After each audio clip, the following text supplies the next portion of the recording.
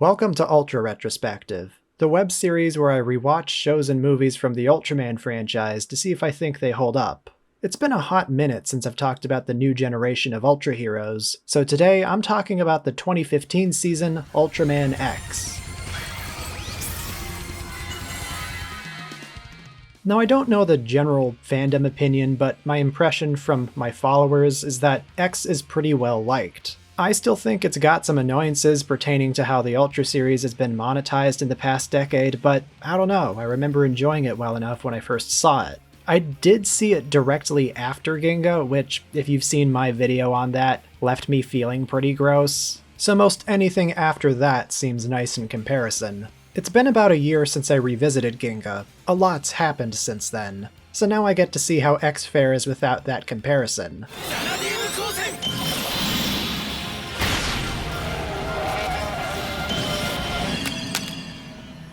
In yet another new universe, 15 years have passed since Ultraman X's battle with the space monster Griza, which caused a bunch of kaiju toys buried in the earth, yeah we're still doing that, to return to monster size. This prompts the formation of an attack team named Zeo. Xeno Invasion Outcutters. Outcutters isn't even a word. An attack team seems like an inevitability, but that isn't always guaranteed in this era of the franchise. A new attack team means more actors, which means more vehicles, which means more themed weapons. Love that the guns are shaped like Ultraman, by the way. Which means a bigger budget. Money's tight. Anyways, the man turned Ultra this time is named Daiichi, whose government-issued smartphone becomes X's new home.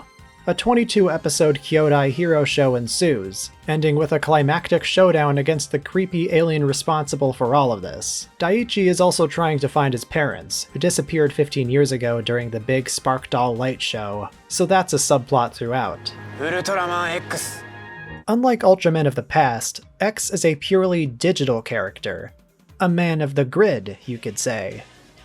Also uncommon for Ultramen, this one is a separate entity from the protagonist. While this dynamic isn't anything new, it's realized very well here. The exchanges between these two are one of the show's highlights.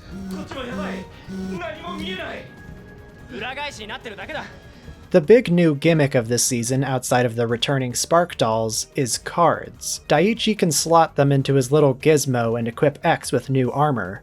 I don't really care for this, honestly. The base look of X was cool on its own, he didn't need this big unwieldy armor to complicate the design.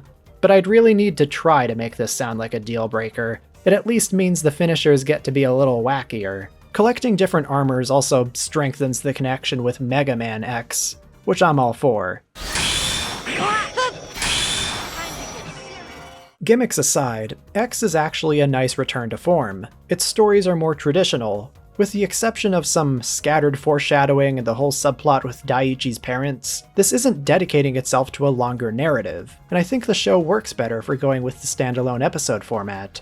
I also dig X as an Ultra. He's got these attacks themed around the letter X, which is just objectively a fun detail. That's commitment to the bit. He's also so light that he can jump off of buildings. That's a great little bit of flair in the choreography. I like it. Well-told stories, different tones, a fleshed-out setting, and a strong cast of characters can go a long way in making one of these newer shows stand out. Those elements in particular need to stand out because, I'm gonna be real, unless an Ultraman is in frame for reference, you're gonna start confusing shows with one another, especially with all the monster recycling. With that said, X's cast is fine. Asuna, the karate-chopping love interest, is fine. The two captains are fine. Rui, the kaiju maniac, is extremely normal. We also learned that the hothead archetype Wataru is also normal in his own special way. Even Daiichi is just fine. He wants monsters and people to coexist, and you can't get more milquetoast than that as far as character aspirations and Ultraman go. Like, yeah buddy, get in line. It's his dynamic with X that makes Daiichi entertaining. I'm not all that endeared by him on his own. Pretty coincidental that the team happened to base their whole aesthetic around the letter X like Ultraman. What are the odds, really? Alien Phanton is a scientist on the team, and he's introduced with very little fanfare. It's kind of funny that way. Wait a minute, if they've already got an alien working on the team very openly too, then why is Daiichi so secretive about being Ultraman? I mean, he is a researcher, so he has that insider knowledge of what the higher brass might do to X if he were ever found out. But that's just me making assumptions. The team is very chill when, spoilers, Sho and Hikaru show up and they're very open about the whole Victory and Ginga thing. But I digress. The show's only doing this because it's a franchise trope at this point. It's contrived. But yeah, the supporting cast is fine, occasionally pretty entertaining. I forgot that they named the flying vehicle Muschetti. This is the show where the infamous spaghetti building comes from, so I guess this is Ultraman's Sketty season.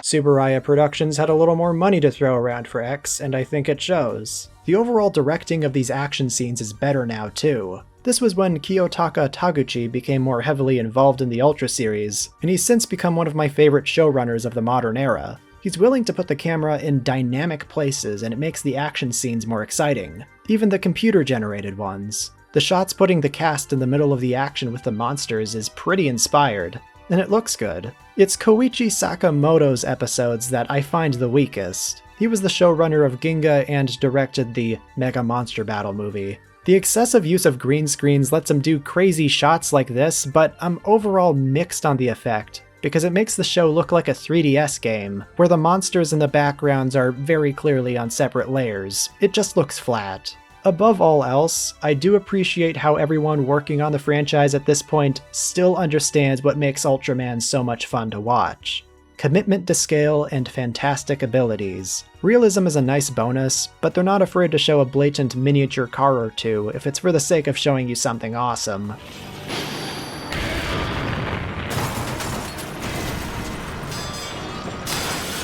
And that's how modern Ultraman can still hit for me.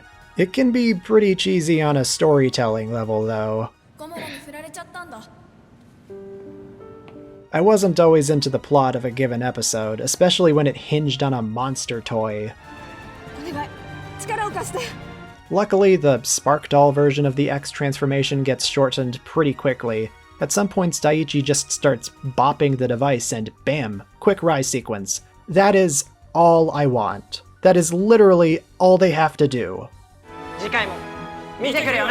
A blatant cost-cutting and time-saving measure that began with X is the recap episode. These aired every 8 or so episodes as a way of, I assume at least, maintaining the show's time slot and giving the showrunners more breathing room, to produce the next batch of episodes. They've been doing these even up to modern day, and they're annoying when the show is airing, but they're totally inoffensive and skippable after the fact. It makes numbering the episodes kind of annoying, especially when I'm taking notes. But yeah, that means there's less of the show. Of X's advertised 25 episodes, only 22 of them are non-recap. The third recap was so worthless it wasn't even included on the Mill Creek release. It happened right after the finale, so yeah, that's why it was excluded. It wouldn't be a new-gen show if we didn't get some returning monsters, and I know I've said that them returning every other season gets tiresome after a while, but I'd be lying if I said there wasn't fun to be had here. The new monsters aren't bad too, Dimaga and Gargorgon being my favorite. I think the Cyber Kaiju designs are too busy looking, but they only had the money to make the suit for Cyber Gomora, who kicks enough ass for me to like him.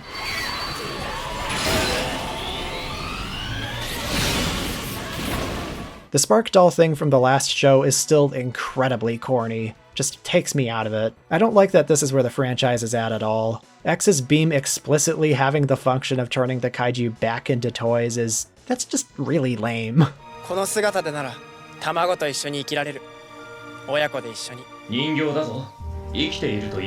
Isn't that immoral? Speaking of where the franchise is at in 2015, Kaiju Girls. Yeah, there's no going back, these exist now. Less than a month after the kaiju Holinga shows up, a market nearby has already turned her into an anime girl. This episode actually predates most of the KG merchandising blitz. That wouldn't happen until Orb, so we're not in the thick of it yet. There's still time to repent. One really odd inclusion is the cat monster from that one super comedic Ultraman Max episode. You know, the Takeshi Miike one.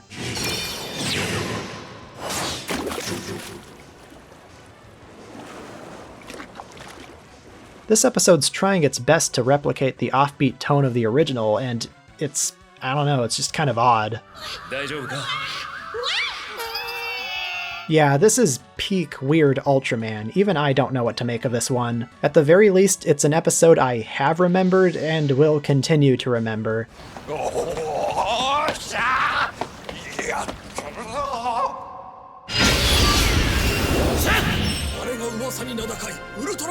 Surprise! There's some returning Ultramen. This is a problem for a couple reasons. Mebius had the excuse of being a 40th anniversary show taking place in the original timeline. The cameos were justified there. With this show, there's a multiverse now, and it feels like they're only bringing Ultramen back to reinforce that. The idea is that they're passing the baton to the new generation, but I can't help but feel like this is unnecessary. 5 of the show's 22 episodes feature these cameos. It gives X less time, and the little time it already has, to establish its identity. Not every show needs to celebrate an anniversary. Most of the time it's better to just let a season be standalone. Otherwise you run the risk of comparisons. For example, during the Max episode I'm thinking about how much more I like Max's show. The parting messages these Ultramen give Daiichi are meant to tie into the show's themes, so there is that. And if there's any consolation, these crossover episodes are actually pretty good. Well, not all of them. I really don't care for the two-parter with Ginga and Victory. Can you guess why?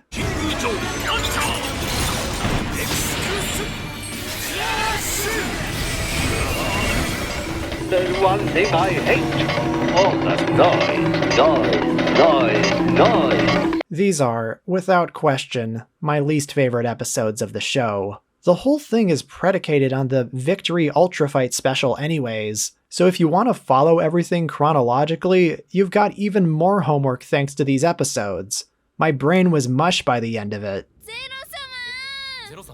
I'm partial to Zero, so him showing up as early as episode 5, while kind of frustrating because the show hasn't even hit the ground running yet, it doesn't bother me that much. I get why people don't like Zero, but lighten up a little. What can I say? Mamoru Miyano sells the character for me. I'm also just happy to see Max and Nexus again. Even Kaito's back, and...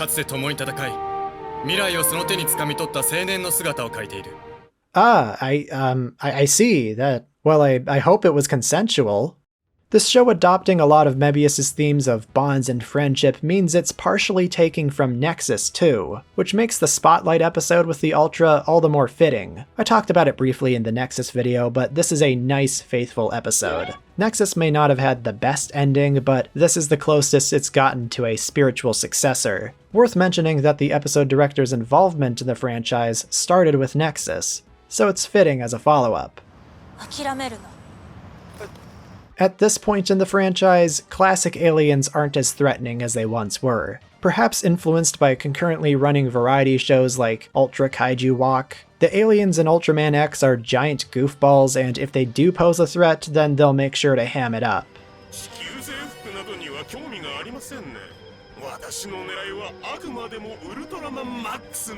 Part of me wishes they were still played straight, but I also think their domestication is funny. One of my favorite episodes sees a trio of them housing a rugby player. I don't mind that this is the role these aliens have been reduced to because the story itself is surprisingly sweet. They're a supportive friend group. This is the kind of kinship so many of them in the past wanted.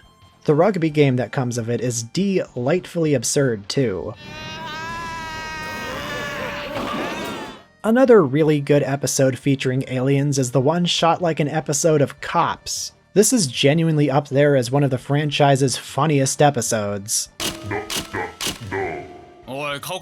In concept and execution, it's f***ing brilliant. The episode where the captain tries to speedrun the monster fight to make it to his daughter's wedding also makes for some good hype.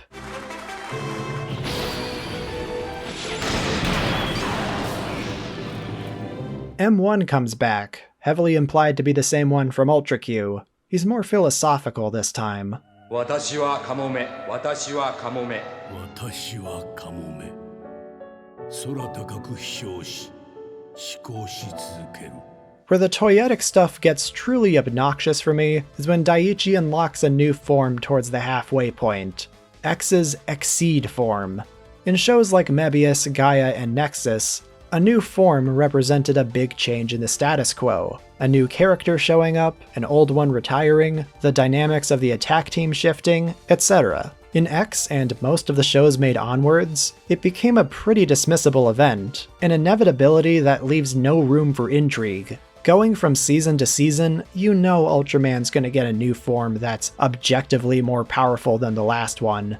It's boring, never surprising, and highly subjective. The new form usually looks worse than the base one. I think simplicity is best. In this case, it's implied that the Freezy Pop has some connection to Daiichi's parents, but nothing about the show really changes from here. It's a hollow addition that only succeeds in adding another 30 seconds to monster fights. X at least has the restraint to wait until episode 13 to do this. By Taiga, there were upgrades as early as episode 8, so don't worry, Bandai gets more impatient.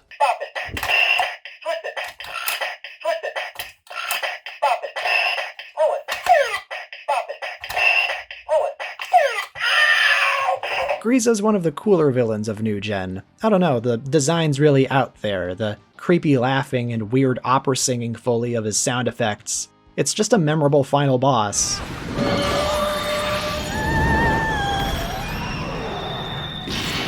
According to Taguchi, Grisa's appearance was inspired by nightmares he had of Zeton when he was a kid. Looking at them back to back, I totally see it. This goofy little twitching Zeton does when it first appears got turned into Grisa's whole shtick. Especially true for the monster's final form, which is literally just a Zeton.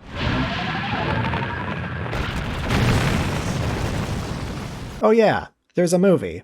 I didn't forget about it, I just needed an opener. The thing with Ultraman movies that exist as tie-ins to the show is that they never really feel like theatrical experiences. They're just an extended episode of the show with the same production values. Same aspect ratio and everything. I've probably been using footage from it throughout the video and you haven't noticed. Since this one was released on the Ultra series' 50th anniversary, it's also got more cameos.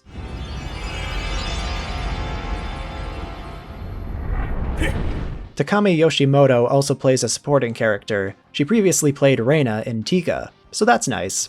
No Daigo, though. He's still in Johnny's basement. Movies like this are a fun refresher if you haven't seen X in a while but don't have time for a 22-episode series. I recommend finishing the show, waiting a bit, then watching the movie. That's how I get anything out of them, at least. They do feel pretty redundant after a marathon. So yeah, that's Ultraman X. What else do you want me to say? This is a shorter show, so the video turned out shorter than usual too. I don't have strong feelings about X as a whole. It's specific episodes that do the heavy lifting to help this entry stand out. The drama with the missing parents is flat, it's got some of those new gen annoyances, the cameo episodes are hit or miss, the themes of friendship and hope for the future are pretty played out by now, and it's not always delivered in a way that compels. The cast also does its job, but I don't feel one way or the other about them.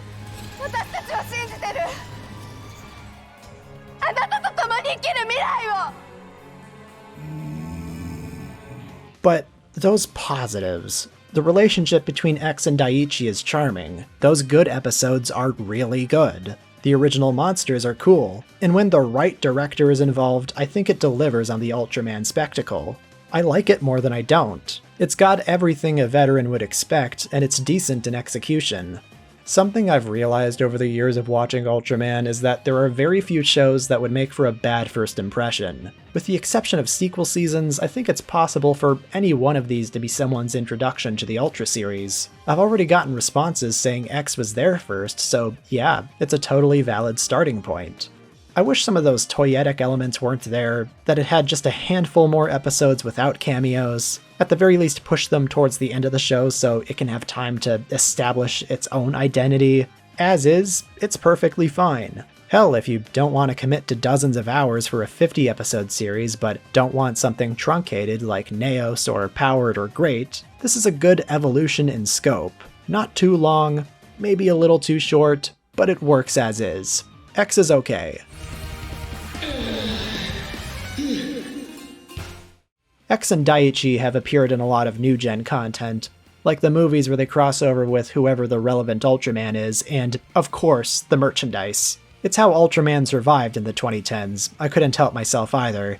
To date, this is also the last show to make use of Spark dolls. The next one used cards. X kind of had the whole card thing too, but Orb made them the focus. Toyetic in its own right, but much less obvious than using literal figurines. Another trope carried over from X is the mid-season superform, which, as I said earlier, gets pretty obnoxious. This video's been a little all over the place opinion-wise, but I want to reiterate, X is one of the good new gen shows, and I do recommend it. And it's not going to be the last good one either, so I'm looking forward to revisiting Orb. Here are my favorite episodes, check out the whole thing if you want to form your own opinion. Ultraman X is pretty fun. Whoa, hey gamers.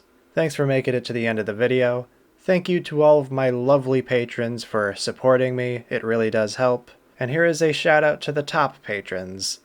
Old Metal Possum, Solid Lib, Dinosaurana, Kadorian, Scooter Jit, Mago Muddy, Chris Space Cowboy, Lobotomy Blues, Cool Bell Zero, Pack Jeff, Johnny Hedgewolf, Eric Guzda, Janos Firewalker, Easterman, Macho Mantis, Manila Fan, Sampai, Big Dumb Media, Navik15, Jacob Hinch, Dude Bro, Alistair Gilmore, Seamus Kelly, Anonymous Euronymous 1349, Fujoshi Urinal, Grazio, Mulan Nguyen, Irrelevant 402, Hey I'm Mooney, Krazak53, Queer Kaiju, Chronicler Waba, Alcoholic Alligators, Ryan Santa Cruz, Avok Robot, The Antagonist, Godzilla Rich, It's God Z, An Actual Dimetrodon, CMG, Red Comet Harry, and Marpzilla. Thank you all very much. It's like 4 a.m., that's why I sound so tired for the record.